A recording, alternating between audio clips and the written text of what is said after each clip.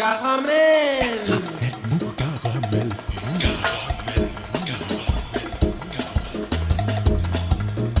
Caramel. Mou.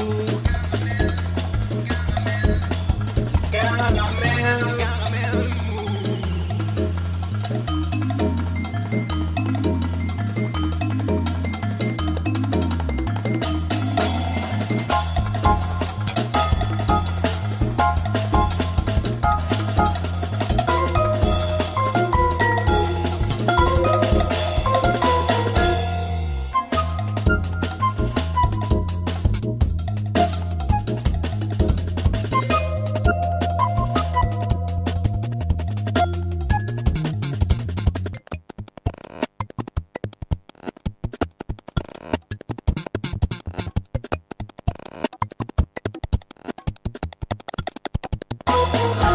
Qu'apprend-on dans la semaine que, conformément aux possibilités ouvertes par la loi travail, que Jupiter, je vous le rappelle, a largement imposé par ordonnance à l'automne dernier, la direction du site de PSA de Vesoul, spécialisé dans le stockage et la distribution de pièces détachées et de stockage pour les voitures Peugeot dans toute l'Europe, vient de remettre au syndicat du site un projet d'accord portant sur le passage de 35 à 37 heures de travail hebdomadaire, soit une augmentation de 7,8% du temps de travail compensé par une hausse de salaire de 2,8%. Pas besoin d'être sorti de la cuisse de Macron, ni d'avoir fait Polytechnique pour opérer illico l'embrouille. PSA, en clair, demande à ses salariés de travailler plus pour gagner moins. Et cela au nom d'une compétitivité à restaurer vis-à-vis des géants de la distribution en ligne. Une proposition d'accord doublée pour faire bonne mesure d'une menace de fermeture du site en cas de refus des syndicats de la signer. Si certains de ces syndicats sont, semble-t-il, enclins à négocier cet accord, d'autres n'y voient qu'un chantage à l'emploi et craignent qu'en cas de signature à Vesoul, la direction de PSA ne veuille l'étendre à toutes les usines du groupe automobile. Ce type d'accord a été rendu possible, rappelons-le, par la dernière loi travail d'octobre 2017. La direction de PSA Vesoul espère une signature d'ici un mois.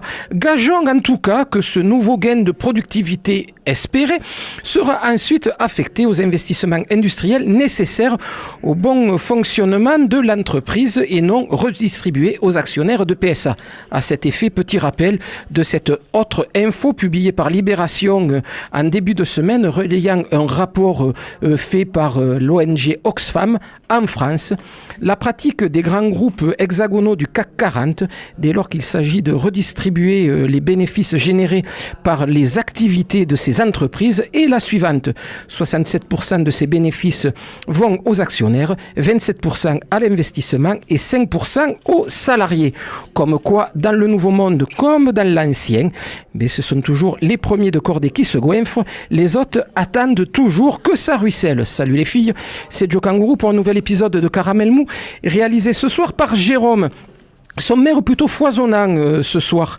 On va parler dans un instant du nouvel album d'Initiative H avec David Odrechy, le patron de ce petit big band de 13 musiciens qui seront samedi prochain 26 mai au Métronome pour fêter la sortie de ce troisième album. Il sera ensuite question de Bach avec Michel Brun, le directeur musical de l'ensemble baroque de Toulouse et par ailleurs initiateur de Passe ton Bach d'abord, vaste barnum dédié à la musique de Jean-Sébastien qui se déroulera à Toulouse partout en ville dans 15 jours, les 1er, 2 et 3 juin. Et puis nous finirons ce rendez-vous hebdomadaire par un entretien avec Pierrot Pépin du trio Boucan, trio qu'il forme avec Bruno Izarne et Ember, absent ce soir, trio plutôt électrisant, excitant et jubilatoire qui joue au taquin jeudi prochain 24 mai. Mais on commence tout de suite par la nouveauté de la semaine, groupe québécois monté en 2010 entre folk cajun, bluegrass et rock garage primitif. Canaille viennent de sortir Black Flip, nouvel album que cette Octuor vient défendre en France le mois prochain. À cet égard, notez illico et tout de suite sur vos tablettes que Canaille seront à la grainerie le 6 juin prochain. Canaille, Nia Nia, extrait de Black Flip, leur dernier album, c'est Caramel Mou et c'est tant mieux.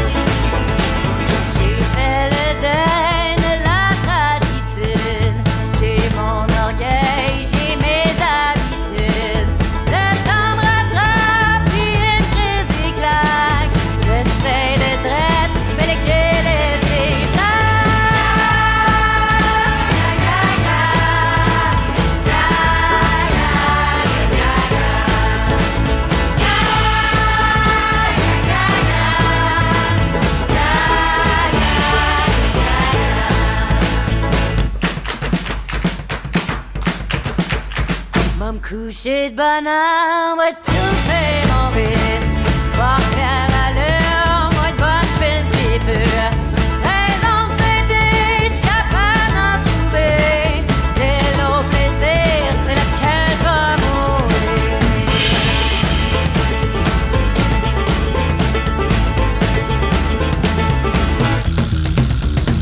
Si je me compare à mes voisins, j'suis pas la pire, mais j'suis pas loin. Si je me compare à mes voisins, j'suis pas la pire, sauf le lendemain.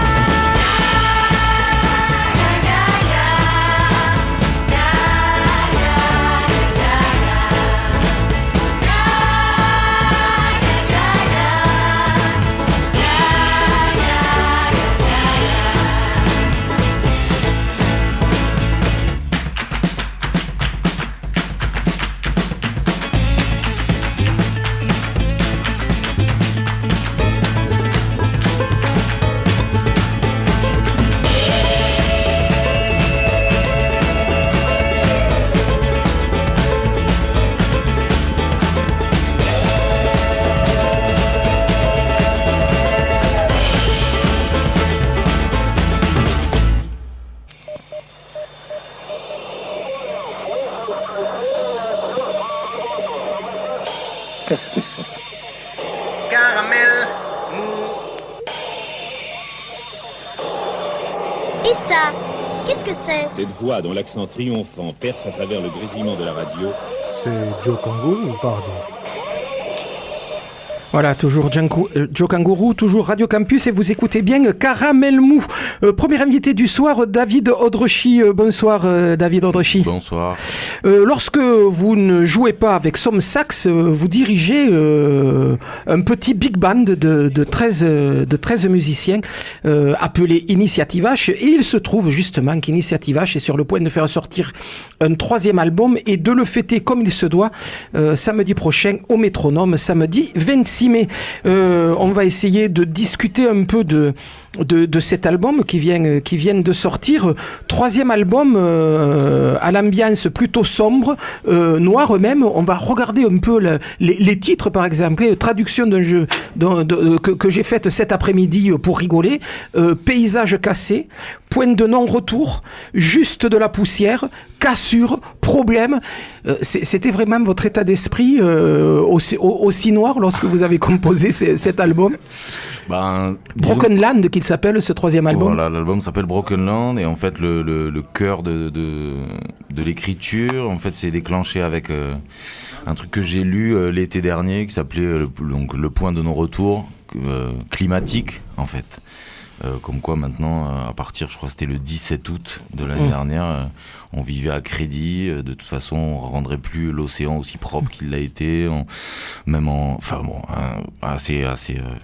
un bilan assez catastrophique.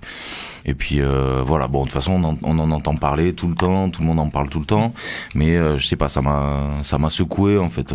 J'ai l'impression que ma génération, peut-être d'autres, mais en tout cas on a toujours été élevés en disant faites attention, il faut faire attention, et boum, un jour, en fait c'est trop tard.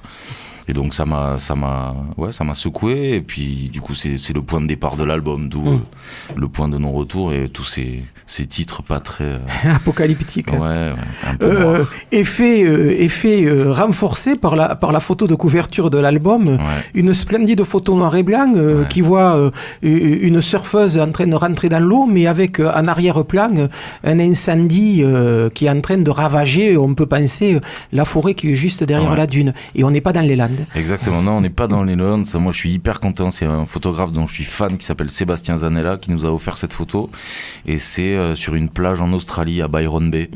Il était là, donc je sais pas si on dirait au bon ou au mauvais moment, mais en tout cas, ouais.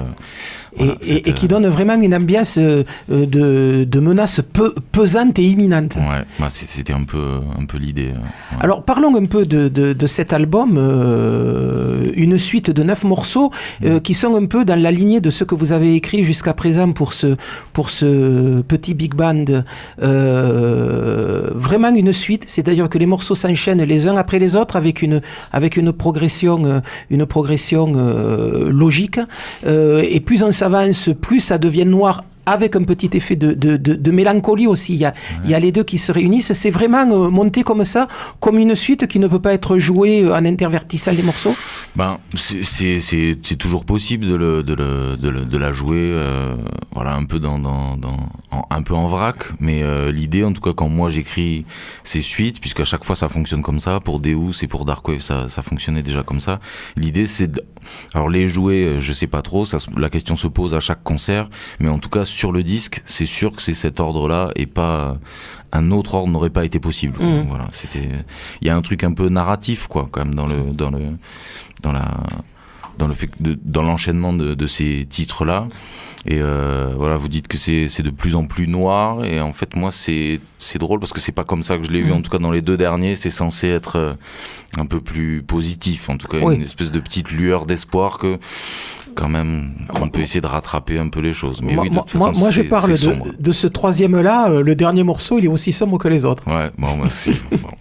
Une musique conçue donc comme une suite dans la tradition de ce que faisaient un peu les tenants du jazz progressif anglais dans les années 70, mais qui intègre en même temps des éléments issus du jazz, du rock et de la musique classique du début du 20e en Europe. Ça, c'est un peu votre patte depuis le début avec Initiative H. C'est ce qui vous a lancé et qui vous a motivé pour monter ce petit big band? Ben, je sais pas. En tout cas, c'est cette culture-là. En fait, je cite tout le temps les mêmes, les mêmes là, les Moussorski, les Berlioz, les Edouard Grieg, pour ce qui est classique, puisque apparemment c'est ça qui ressort. Et en fait, c'est juste que j'ai été bercé. Enfin, j'ai écouté ça pendant des années. Mais en même temps, on entend des choses qu'on entendait dans certains morceaux dans certains disques de Genesis, dans certains disques de Soft Machine, dans certains disques de Wyatt, enfin de Robert Wyatt. C'est vrai qu'il y a aussi cette culture-là de ce qu'on appelait l'école de Canterbury, mais qui n'était pas que faite à Canterbury, mais ce qu'on appelait le rock progressif anglais. C'est vrai qu'il y a cette culture-là aussi. Oui, carrément.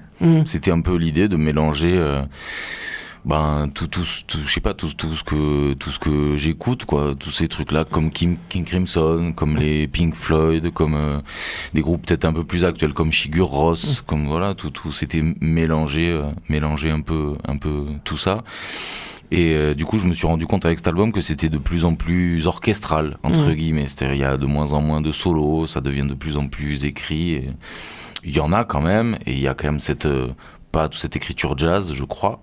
Mais ça se dirige plutôt vers un truc très écrit, très orchestral. Ouais. Dans les années 70, Carla Bley avait sorti un album qu'elle avait écrit et qui était produit par le batteur de Pink Floyd, et avec plein de musiciennes de cette scène-là. Ouais. Et c'est vrai que ça fait furieusement penser à cette ambiance-là et cette façon de produire la musique. Ouais, bon, déjà, moi j'adore Carla Bley, j'adore sa musique, ça aussi ça m'a beaucoup inspiré, mais oui, en fait, c'est l'idée dans cet orchestre aussi, c'est très là maintenant, depuis quelques semaines en plus, j'ai eu des retours où en fait il y a des musiciens vraiment classiques qui aimeraient jouer dans cet orchestre, et là c'était pas l'idée, c'était l'idée inverse, c'est-à-dire nous on sort d'une espèce de on a ça en commun, le jazz, le big band, ce truc, les standards et tout ça, c'était de faire autre chose, et ça c'est important pour moi, que ça soit que c'est des gens qui ont cette culture-là, mais qui s'approprient d'autres codes. Autre chose. Et je crois que c'est peut-être un peu ça la marque de Liège, quoi.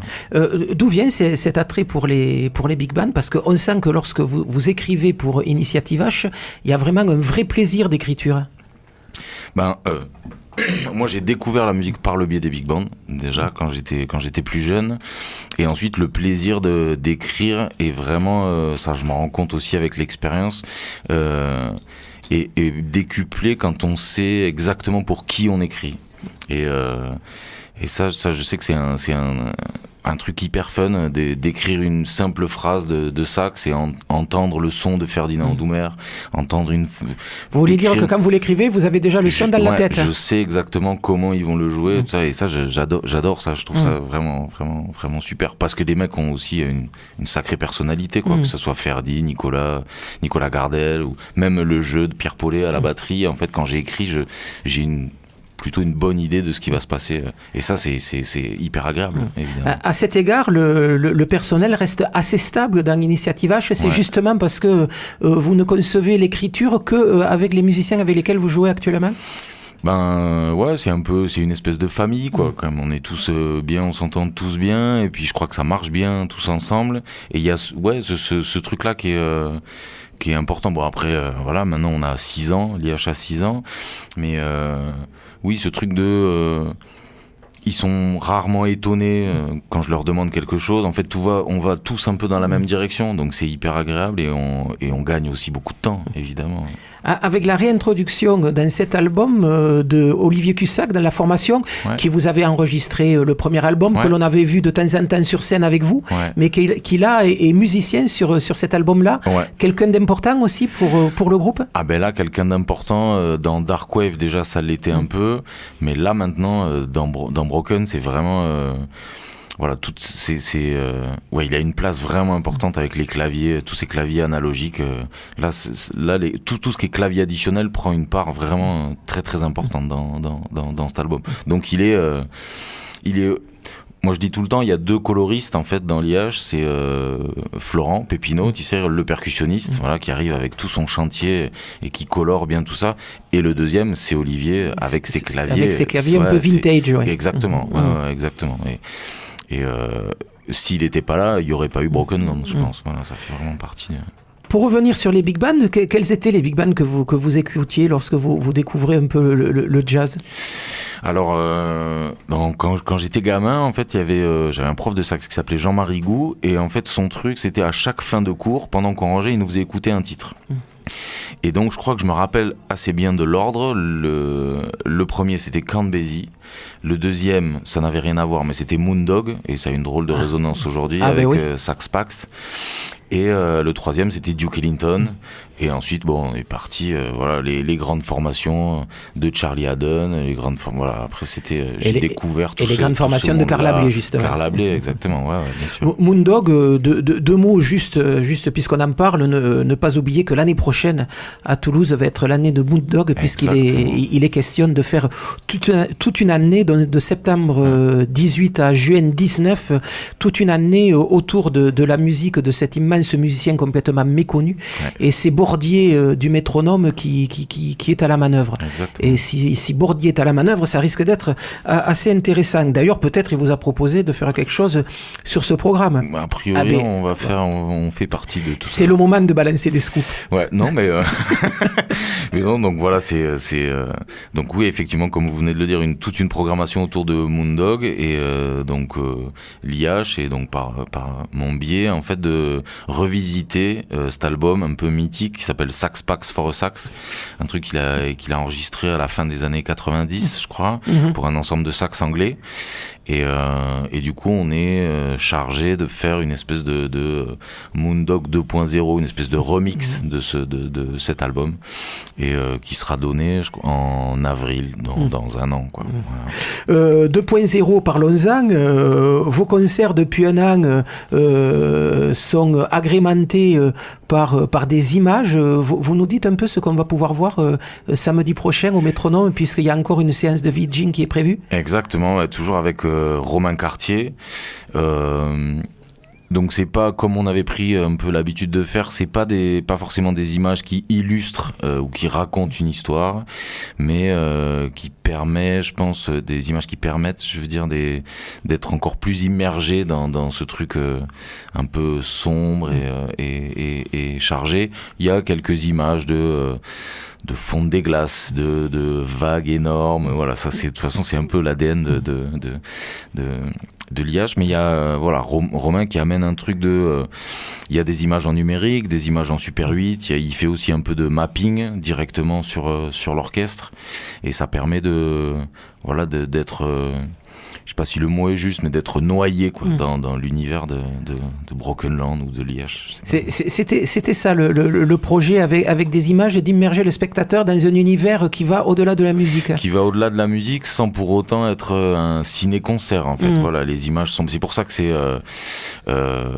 quelquefois on a déjà eu des retours où voilà, certaines personnes ne voient pas que c'est une vague ou ne voient pas. C'est pas frontal en tout cas. C'est noyé, c'est toujours en noir et blanc. Ça fait partie de la charte aussi de Liège, mais voilà, c'est plus s'immerger en fait dans un univers plutôt que là.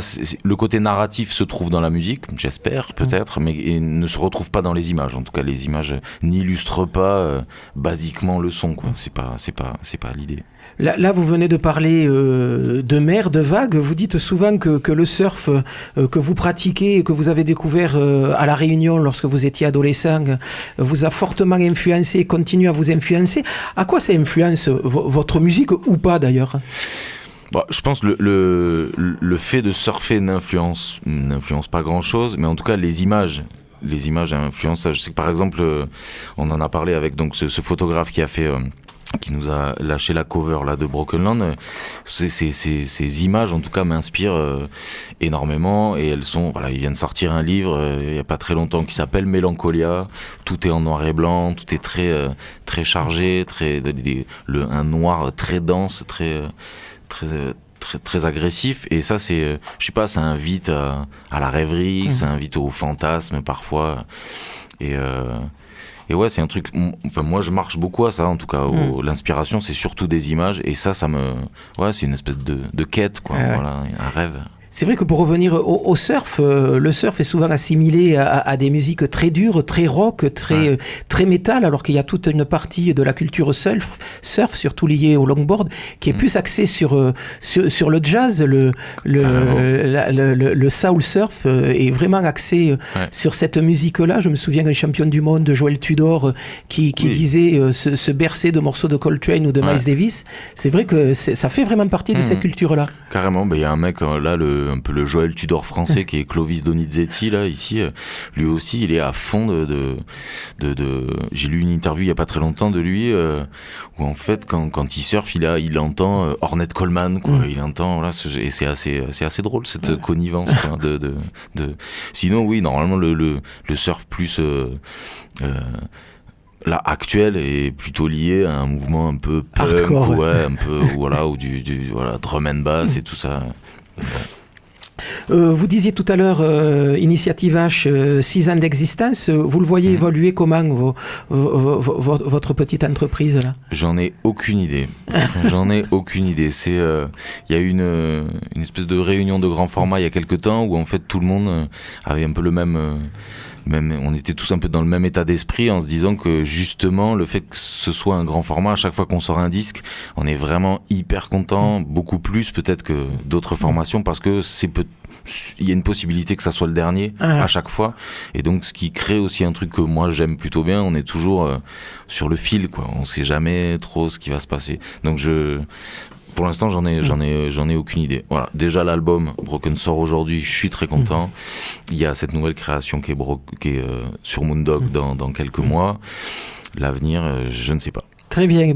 En attendant, donc, l'avenir le plus proche, c'est aujourd'hui, la sortie de ce nouvel album. C'est samedi prochain, la fête pour la sortie de ce premier album au Métronome. 2 jours plus tard, ou le lendemain, je sais plus, ou la semaine d'après, vous êtes à Paris ? Ouais, le 31. Voilà, le 31 mai, on est au Jazz Café de Montparnasse. Voilà, donc pour fêter la sortie parisienne de cet album, mais que les Parisiennes ne nous en veuillent pas trop. À Toulouse, on l'a déjà, et on en écoute tout de suite un extrait. Donc, je vous rappelle, Initiative H, la semaine prochaine, 26 mai, au Métronome. L'album s'appelle Broken Land. C'est le nouveau projet de David Odrochy et de son Initiative H. Concert largement recommandé par la maison, y compris l'album dont on écoute tout de suite un premier extrait, Broken Land, morceau éponyme de l'album. Merci David Odrochy d'être venu nous en parler. Merci.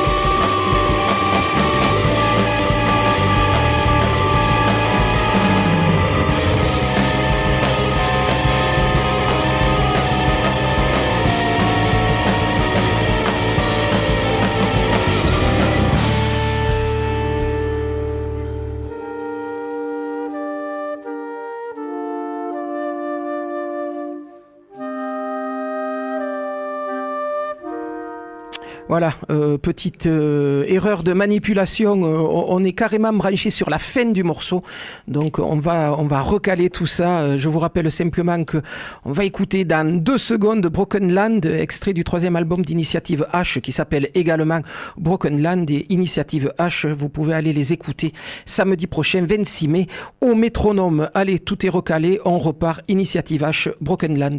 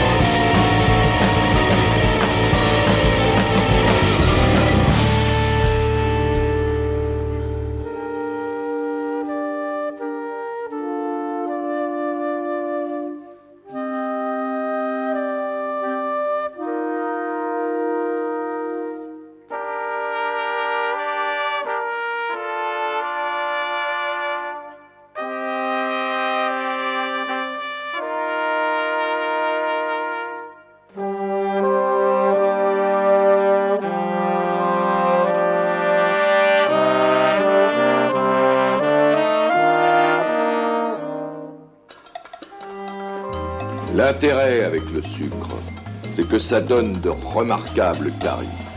Je te garantis que tu te payes des chicots vraiment superbes, caramélisés à souhait. Bref, il faut se méfier du caramel mou, surtout quand il est chaud. Michel Brun, bonsoir. Bonsoir. Michel Brun, vous êtes ici autant en tant que directeur musical de l'ensemble baroque de Toulouse que l'initiateur d'un immense barnum qui s'appelle Passe ton bac d'abord, qui fête cette année son 10e anniversaire, première édition en 2008. Qu'est-ce qui vous a pris de vous lancer dans cette espèce de truc énorme, immense, qui part dans tous les sens et plutôt protéiforme ? Je pense que ce qui m'a plu dans cette idée, ce qui m'a motivé dans cette idée, c'est, comment dirais-je, la constatation un peu douloureuse d'ailleurs que mon goût immense pour la musique classique pouvait ne pas être partagé par tous. C'est-à-dire que quand on est musicien classique et qu'on rencontre un certain nombre de personnes et qu'on leur dit qu'est-ce que t'aimes toi comme musique, ben moi j'aime Bach. Et il y a beaucoup de gens qui disent oh là là, la musique classique c'est ennuyeux. D'abord c'est un rituel pas possible avec les queues de pie, les fracs, les nœuds papillons, les saluts, les courbettes, etc. Et puis d'autre part, ben moi c'est une musique, j'en ai pas les codes, je peux pas la comprendre, j'y ai pas accès, donc ça m'intéresse pas. Voilà. Et c'est le fait que je suis absolument persuadé que cette musique est une musique accessible à tous, mais simplement il faut, comment dirais-je, donner l'occasion à chacun de pouvoir l'entendre en toute simplicité, quoi, voilà, d'une manière quotidienne. Donc d'où l'invention de cette chevauchée fantastique, de ce week-end musical, de ce barnum, je le disais tout à l'heure, de ce festival monté autour de la figure tutélaire de Jean-Sébastien Bach. Pourquoi Bach ? Alors, pourquoi Bach ? C'est assez facile à comprendre parce que il n'y a pas un seul musicien, je parle pas seulement classique bien sûr, mais un musicien de musique actuelle également. Quand on prononce le nom de Bach, il n'y a pas un seul musicien dont les yeux ne s'éclairent pas. Et donc voilà, c'est ce petit monsieur avec sa perruque poudrée, son habit un petit peu empesé, qui vivait dans une société assez probablement corsetée, guindée absolument, avec des rôles sociaux extrêmement définis.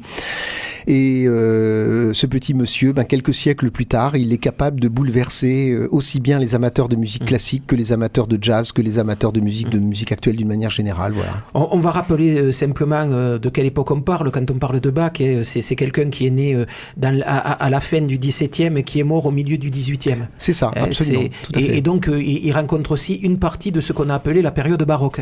Voilà, une partie, non, il est en plein. Alors, on peut considérer que c'est l'apogée de cette période, parce que après, effectivement, avec sa mort, va décliner ce type d'écriture musicale, mais il est vraiment, oui, le grand représentant de cette musique-là. Quoi. Voilà, avec les Italiens et notamment toute l'école vénitienne qui a commencé à peu près dans les années 1650. C'est ça, tout à fait. Voilà, c'est des dates qui sont évidemment, il n'y a pas un décret qu'un jour décrété que c'était le début de la musique baroque et la fin de la musique baroque, mais disons, en gros, c'est ça les dates, quoi. Avec des compositeurs, donc ses contemporains comme Vivaldi, Handel, etc. Quoi, voilà.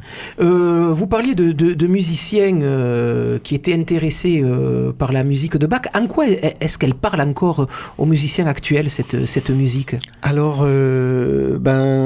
c'est à eux qu'il faudrait poser la question. Moi, je leur ai posé souvent, donc je vais faire une réponse un peu collective, quoi, disons. Je vais vous raconter d'abord une anecdote. Il y a quelques années, j'avais été amené à rencontrer un musicien bien connu de la scène toulousaine, Serge Lopez, un remarquable guitariste flamenco. Pour lui proposer de venir jouer dans le festival. Et Serge, on avait pris un pot ensemble, il m'avait dit, écoute, moi Bach j'adore, je te le cache pas, comme tous les musiciens, donc c'est ce que j'ai dit tout à l'heure, il n'y a pas un musicien qui reste indifférent. Bach j'adore, je te le cache pas, mais je vois pas pourquoi et comment j'interviendrai dans ton festival, parce que moi tu sais, je suis autodidacte, je fais tout d'oreille, je sais pas lire une note de musique, et donc à l'idée de faire du Bach en flamenco, non, vraiment, écoute, désolé, je décline l'invitation. Et 3 jours plus tard, il m'appelait, il me disait, c'est ok, je viens. Voilà. Et c'est ça la magie de Bach, c'est incroyable. Disons que moi j'ai un peu le sentiment parfois que c'est comme une montagne par laquelle on pourrait monter par toutes les faces, et toutes les faces sont possibles. Elle va contenter aussi bien le mélomane fan de musique extrêmement savante, parce que c'est la musique la plus savante du monde, la plus construite, la plus rigoureuse, et en même temps, elle va nous toucher d'une manière complètement immédiate. Un petit air de Bach, par exemple, voilà, le début de du prélude de la suite pour violoncelle. Ta ta ti ta ti ta ti ta ta. Moi, je travaille souvent avec des lycéens et je leur dis ce que vous connaissez du Bach. Et quand on dit ça, il y en a un ou deux dans l'assistance qui lèvent la main. Puis on leur dit mais ça vous connaissez. Ah oui, on connaît, bien sûr, ouais, ça on connaît. Et ben c'est du Bach. Voilà. Et c'est ça qui est merveilleux chez cet homme, c'est qu'il a une présence chez nous à l'heure actuelle qui est incroyable, quoi. Voilà. Je lisais il y a pas très longtemps une interview d'Édouard Farley, le pianiste d'un trio assez magique tenu par le contrebassiste Jean-Philippe Viré, qui disait que et qui a consacré un ou deux albums à la musique de Bach, qui est venu au festival il y a quelques années, et qui disait que c'était une musique très libre, qui avait été écrite sans indication ni indication de couleur et que c'était ça qui l'intéressait dans la musique de Bach, justement ce manque d'indication dans l'écriture. Tout à fait. Alors ça, c'est une caractéristique qui est quand même un peu générale à la musique baroque, c'est-à-dire que les compositeurs à cette époque-là écrivaient très vite. Parce qu'ils étaient souvent commandités pour écrire, quoi. Disons, c'est ça qui est merveilleux dans le génie de Bach, c'est qu'il écrivait, on va dire, la plupart de ses œuvres ont été composées pour des raisons fonctionnelles, hein, en particulier ses œuvres religieuses qui avaient la nécessité comment dirais-je, d'être interprétées au moment de la liturgie, quoi. Et donc ils écrivaient très vite et ils pensaient pas à la postérité, donc ils notaient extrêmement peu de choses. Et alors cette absence de notation peut dans un premier temps paraître complètement déroutant pour nous les interprètes du XXIe siècle, qui ne sommes plus en contact direct évidemment avec les compositeurs du temps. Et en même temps, alors là c'est une liberté, une porte ouverte, une liberté extraordinaire. Pensez, il n'y a pas un tempo, c'est-à-dire une vitesse indiquée. Il n'y a pas une expression, c'est-à-dire nuance. Voilà, une nuance. Il n'y a pas un phrasé, pas une articulation indiquée par Bach dans sa musique. C'est à nous de tout faire. Mais c'est génial. C'est un peu inquiétant, c'est un peu intimidant, et c'est en même temps génial. La porte est ouverte, quoi. Ce qui fait que plein de musiciennes de jazz, de Jacques Loussier à Daniel Ivinek, en passant par le saxophoniste américain Lenny Popkin, ont pu jouer cette musique et consacrer des albums à cette musique-là. Absolument. Et d'ailleurs, je dois dire que vous avez cité alors quelqu'un qui maintenant est vraiment un petit peu passé de mode, qui est Jacques Loussier. Mais qui a été peut-être le premier en France à s'attaquer à ce répertoire. Et il n'est pas pour rien dans mon idée de fonder ce festival, tout à fait, parce que c'est un musicien, j'écoutais ça en famille, on va dire, et voilà, c'était absolument incroyable. Et cette liberté-là, évidemment, alors dans un jazz, on va dire, de facture relativement traditionnelle, mais cette liberté qu'offrait la musique de Bach était absolument inouïe, et il abordait des territoires qui étaient en même temps très respectueux de la musique de Bach et très irrespectueux de cette musique, parce qu'elle permet cet irrespect, quoi.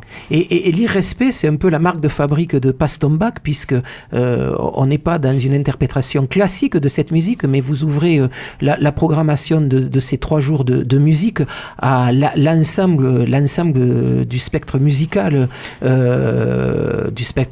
Il y a du rock, il y a du jazz, il pourrait y avoir de la variété, il y a aussi du classique, il y a aussi du baroque, évidemment. Tout à fait. Mais c'est vrai que ça s'ouvre à tous les styles. Ça s'ouvre à tous les styles. Alors ça, c'est effectivement en référence à Bach qui permet ça. Il n'y a aucun autre compositeur classique, disons, qui permet ça. Hein. C'est vraiment le dénominateur commun de tous les artistes musiciens, quoi. Et puis, effectivement, c'est une manière de vouloir rendre cette musique quotidienne. Hein, c'est ce que je disais, c'est-à-dire, voilà, on peut écouter du Bach selon son propre goût, de toutes les manières possibles. C'est une musique qui résiste absolument à tout. Mais il faut savoir que le premier qui a eu cette idée-là, par exemple, on va jouer du Bach dans des bars. Voilà, au Bruegel, vous irez pendant le week-end et vous pourrez entendre du Bach joué par un pianiste de jazz au Bruegel. Bon. On pourrait dire, oh là là, quelle innovation, de la musique classique à la base qui est jouée dans un bar. Ben non, Bach le faisait au XVIIIe siècle. Hein, le dimanche, quand il avait plus ses contraintes, avec ses enfants, il descendait des instruments de chez lui, il allait au café de Zimmermann, donc, à la ville de Leipzig, et il faisait de la musique l'après-midi, voilà, dans un café. Donc on n'a rien inventé, en réalité, il nous a montré la route, quoi. C'était simplement pas un apéro-concert, mais un goûter-concert. C'est ça. Mais nous sommes en Allemagne, en pleine période protestante, puisque, on va le rappeler quand même, la période baroque, c'est une réponse de l'Église catholique face au protestantisme qui est en train de se développer et il faut en mettre plein la vue. C'est ça. Alors ça, c'est d'où les orgues aussi. Absolument. Alors ça, c'est une des particularités, effectivement. C'était une période de foisonnement artistique incroyable, aussi bien sur le plan de la peinture, de l'architecture, de la décoration, etc., que de la musique, parce que effectivement, il y avait à ce moment-là des tentatives extrêmement, comment dirais-je, austères. Hein. En particulier, il y a cette obédience calviniste de l'époque qui était assez, qui voyait d'un mauvais œil, disons, la pratique des arts, et en particulier la pratique des arts dans la religion,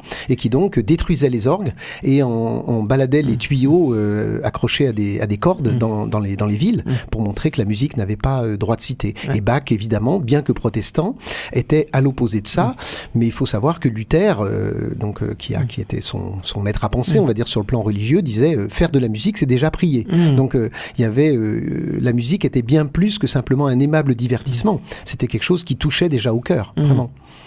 Peut-être dernière question, mais sans doute la plus importante pour le week-end des 1, 2 et 3 juin prochains.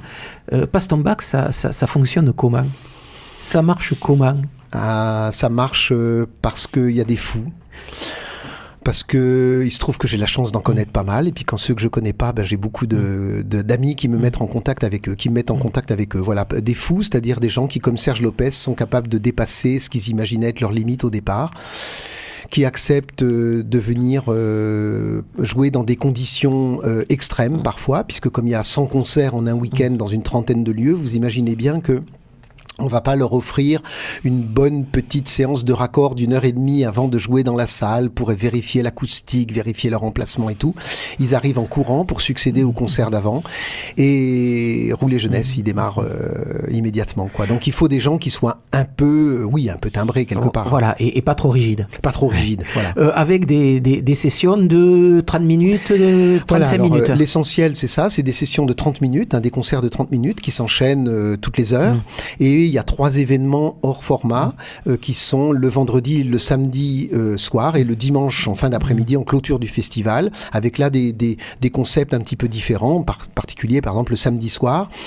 L'ensemble baroque de Toulouse va jouer un projet qui s'appelle Caravane baroque et qui lui-même associe toutes sortes de musiques, c'est-à-dire les musiciens classiques, on pourrait dire de l'ensemble, quittent parfois leur instrument classique pour délirer un petit peu sur d'autres modes musicaux. Voilà. Si vous voulez en savoir un peu plus sur la programmation, il y a un site qui existe, baroquetoulouse.com, baroquetoulouse tout attaché.com, où là vous aurez l'ensemble de la programmation de Passe ton bac d'abord, mais aussi de Révise ton bac, puisque cette année vous nous invitez aussi à réviser notre bac. Les festivités ont commencé dimanche dernier, elles vont se continuer jusqu'au début du festival, avec là aussi plein de concerts un peu partout en ville pour se préparer au grand week-end. Voilà, il faut se préparer absolument, donc il faut réviser un petit peu. Ouais. Voilà, donc le week-end, c'est le 1er, le 2 et le 3 juin, c'est-à-dire dans 15 jours. Passe ton bac d'abord. Et parmi les groupes que l'on pourra y écouter, il y aura un groupe à tendance manouche qui s'appelle Crashta Valda, que l'on pourra écouter le samedi 2 juin à l'Hostal d'Occitania et à 21h, et puis le dimanche 3 à 13h à l'hôtel Dieu. Crashta Valda, un groupe, vous me disiez, de Besançon. Voilà, c'est ça. C'est des musiciens que j'ai rencontrés tout à fait par hasard, à l'occasion de concerts classiques, voilà, qui m'ont présenté leur travail. Je suis tombé amoureux d'eux. Le principal problème que je rencontre avec eux, c'est réussir à les faire arrêter de jouer. Voilà.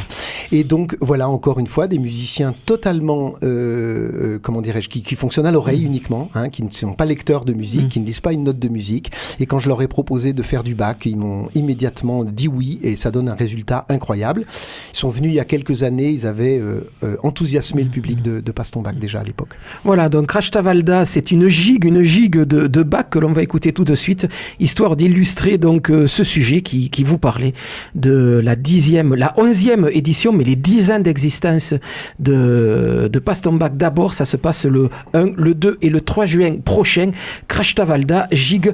Michel Brun, merci d'être venu nous en parler ce soir. Avec plaisir.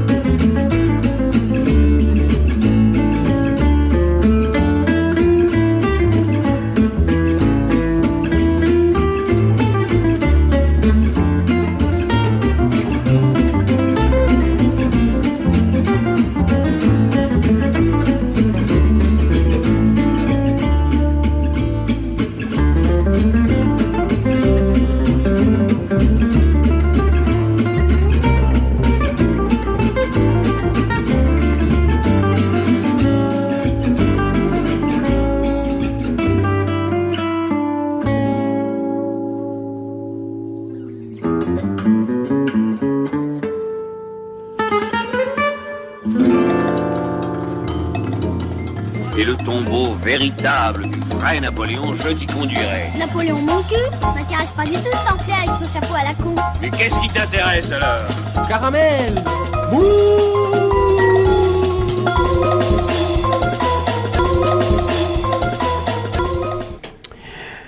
Voilà, on continue avec Pierrot Pépin et c'est le dernier patient de ce soir, tant la radio commence à ressembler à un cabinet de dentiste, tout le monde est dans la salle d'attente et passe à tour de rôle et c'est Pierrot Pépin qui est le dernier patient de ce soir dans Caramel Mou, bonsoir. Bonsoir.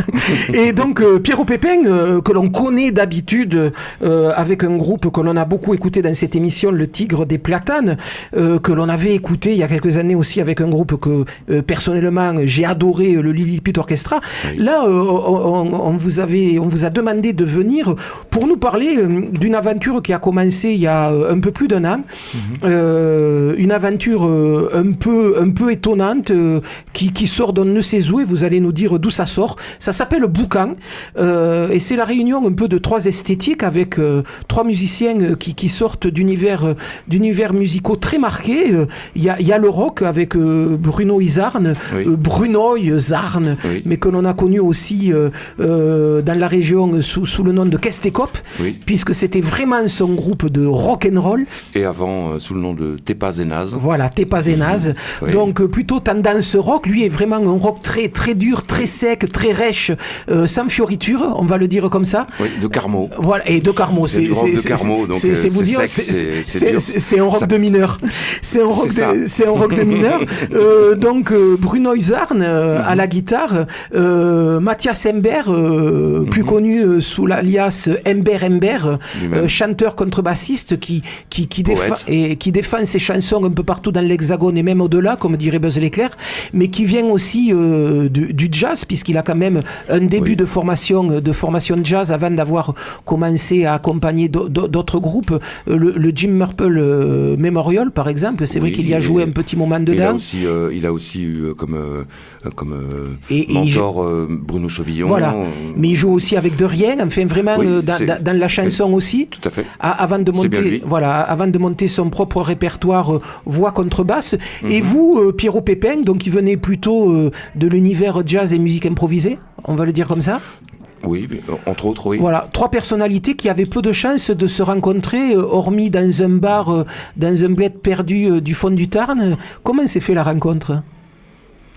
La rencontre s'est faite à Groyer, dans le Tarn. Dans un bar. Non, dans une ancienne mégisserie désaffectée, dans laquelle Mathias avait son studio.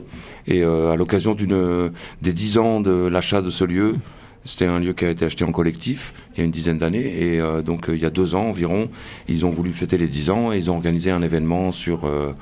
un mois, avec des expos, parce que c'est un lieu où il y a des plasticiens, des sculpteurs, des gens qui, plutôt créatifs et relativement libres à tous les niveaux. Et du coup, on s'est rencontrés là sur une soirée qui était plutôt une soirée slam, où du coup, ils avaient invité toute une série de slammeurs d'Albi, des environs, et puis les musiciens qui étaient là. Et c'est là qu'on s'est rencontrés. Et en fait, à partir de là, il y a eu quelque chose qui s'est fait, que nous-mêmes, on n'est pas très sûr de comprendre encore exactement. Mais c'était comme une évidence. Avec un projet qui tourne autour d'un mixage entre rock, blues, folk, jazz, chanson, avec une idée de son déjà au départ, où c'est vraiment simplement la rencontre de trois mecs qui se disent « Ah, quand même, on est fait pour jouer ensemble ». C'est exactement ça. C'est exactement ça. Et l'idée de son n'était pas la première dans ce projet. Le son, il s'est imposé en lui-même, de lui-même, dès qu'on a commencé à jouer ensemble. En fait, c'est un peu comme si on s'était rencontré avec quelqu'un. Qu'est-ce que tu fais demain ? Rien. Eh ben, on peut pas le faire ensemble. Si. Et il y avait un côté comme ça. Et en fait, on a dit la semaine prochaine, on va passer 2 jours à faire de la musique. Il n'était pas question de monter un groupe ou quoi ou qu'est-ce à la base. Mais dès le premier accord, Oui, dès les premiers morceaux, on a senti qu'il y avait quelque chose qui était comme une évidence, et du coup, on s'est dit, continuons. Ouais. Avec quelque chose, lorsqu'on a su que vous montiez en groupe ensemble l'année dernière, avec une excitation qui est montée dans le petit milieu des gens qui suivent les concerts à Toulouse, il y a eu vraiment une excitation en se disant, c'est quand que ça arrive. Vous l'avez senti un peu, cette excitation, et que vous étiez attendu vraiment au coin du bois? Oui et non, nous, on n'a pas du tout pensé à ça en faisant les choses, quoi. Simplement, nous, on a senti, en jouant ensemble, qu'il se passait quelque chose de simple, et en même temps de doux et de solide. Et du coup, on a dit, on continue. Et effectivement, après, on a senti, et on sent encore que c'est quelque chose qui touche les gens, parce que ça ouvre, ça fait tomber certaines barrières entre des réseaux, entre des styles de musique, entre etc. Et du coup, on le sent, mais c'est pas le but en soi. Le but, c'est de faire de la belle musique ensemble et de la poésie avec, parce que avec une poésie très politique, j'allais dire, et très engagée. Bien sûr. Ah ben oui, bien sûr, c'est pas forcément une évidence pour tout le monde que la poésie peut être aussi engagée. On le connaissait avec Mathias Imbert, sûr, mais c'est vrai que c'est pas quelque chose de très naturel. Ça dépend pour qui. Pour vous, oui. Oui, pour moi, c'est une évidence que non seulement la poésie, mais la musique. La musique est politique. Aujourd'hui, les gamins peuvent écouter tout et n'importe quoi. Ils écoutent plutôt n'importe quoi que tout. Mais par contre, c'est clair que on fait en sorte que l'histoire des musiques qu'on écoute soit le plus gommé. Voilà, je veux dire, il y a des remixes de Strange Fruits qui sont juste insupportables à écouter parce qu'ils sont produits. Vous voyez ce que je veux dire? Oui, tout à fait. Donc pour nous, c'était comme une évidence, et du coup, c'est vrai qu'il y a eu une espèce de communion. Mais à la base, Boucan, c'était un groupe instrumental. On a aimé le son qu'on fabriquait ensemble, et après les textes sont arrivés en suivant, et puis du coup on a adapté, on a repris les morceaux parce qu'il y avait des textes qui du coup donnaient une autre dimension aux musiques qu'on avait imaginées, quoi. Des textes écrits par vous trois, par Mathias, Mathias et Bruno. Oui, pour l'instant les textes sont de Mathias, de Bruno, de Serge Gainsbourg et de Boris Vian. Oui, on a essayé de s'entourer avec des gens sympathiques et de bonne aloi. Et si la prochaine fois vous pouvez faire venir Serge Gainsbourg à ce micro, ça m'intéresserait aussi de parler avec lui de la collaboration que vous pouvez avoir ensemble. Dès que je descends en enfer, je lui en parle. Parfait. Voilà, donc Boucan, on n'a pas besoin de vous le répéter, Boucan, c'est un trio qu'on a adoré. Ils étaient venus l'année dernière pour l'anniversaire de Caramel Mou à la Cave Poésie, et on en garde encore un souvenir assez terrible. Boucan, ça reste nos chouchous du moment, et sans doute pour un petit moment encore. Un album est prévu ou pas? Oui. Ouais, ça commence à germer? Oui, tout à fait. On est en train de travailler là. En fait, on a un premier album qu'on a enregistré il y a 1 an. Donc au tout début de l'aventure, qui est un live, qui est un petit album qui nous a pas coûté très cher et qui vaut encore moins, mais qui n'a pas de prix. Et après on a un projet, en fait on a fait écouter, on a envoyé cet album à John Parrish. Ah oui, tant qu'à faire. Le producteur de PJ Harvey. C'est ça, voilà. Entre autres. Ouais. On s'est dit, qui ne tente rien n'a rien, et en fait ça lui a plu. Et donc le projet, c'est de faire un premier album là dans l'année qui vient, dans l'année et demie, parce que c'est long un album. Voilà. Et puis il va falloir que vous trouviez des dates qui correspondent entre lui et vous. Aussi. Voilà. Et un petit peu de brousouf, un petit peu de caillasse. Chouïa. Voilà.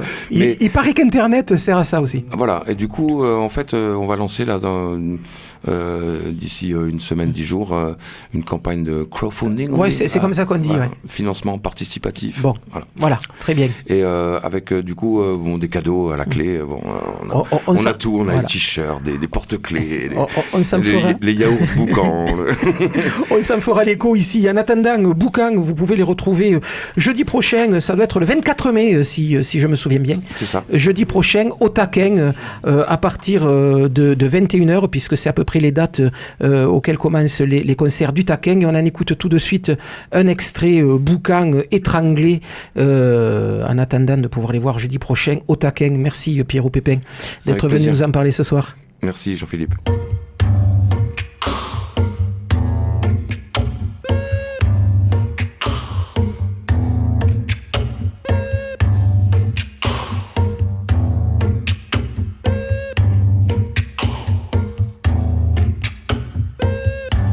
Les hommes naissent cons, aucune raison que ça change.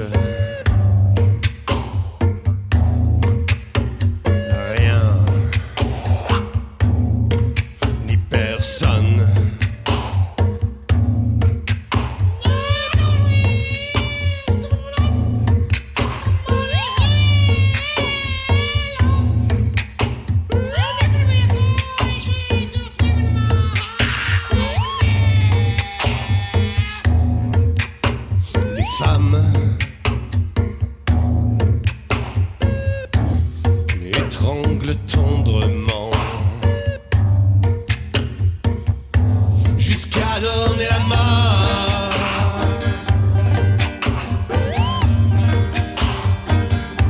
jusqu'à donner la mort.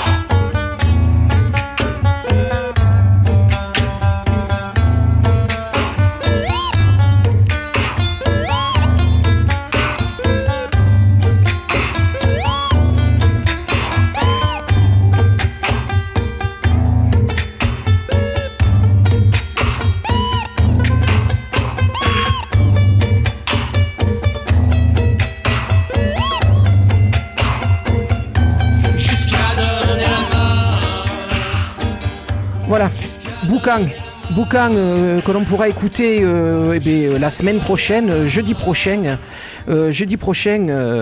au Taquin.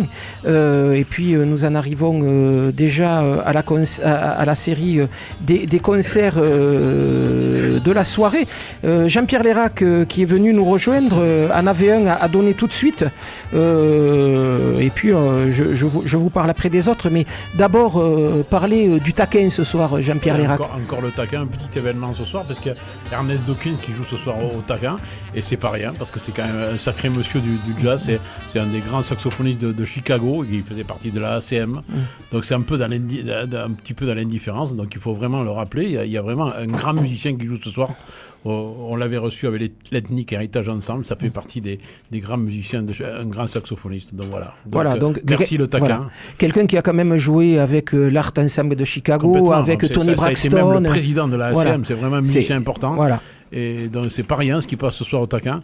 Juste tant que j'y suis, juste demain quand même, il y a un duo de piano qui est à Pompignan, dans le cadre des pianos à Pompignan. Organisé par Joël Saurin. Organisé par Joël Saurin avec le duo Yana. Voilà. Donc Christine Vodraska. De Toulouse, mais c'est un très beau concert. Christine Vodraska avec Betty Ovette. Voilà, donc ça c'est un grand moment aussi. Et puis avant de parler des concerts du soir, on va tout de suite parler d'un événement qui a lieu le 22 et le 23 mai prochain, mardi 22 et mercredi 23 mai.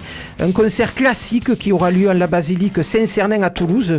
Au programme, il y aura du Gabriel Fauré. Le concert sera interprété par l'Orchestre symphonique étudiant de Toulouse, plus la chorale départementale musique de l'université Jean Jaurès, direction de Claire Suhubiette.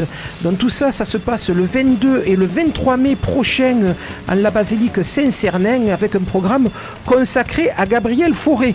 Et puis ce soir, si vous êtes en ville et que vous voulez écouter de la musique, il y a du rock ce soir aux Connexions Live avec Bad Monkeys et Lidji, ça se passe à 19h30. Du rock toujours, du rock garage au Ravelin avec Muscle à partir de 21h. Du ska au Tasta Aqua, ça se trouve rue des Blanchets, c'est avec les Serruriers Noirs et c'est à 21h. Du reggae à Maison Blanche avec X-Ray Band.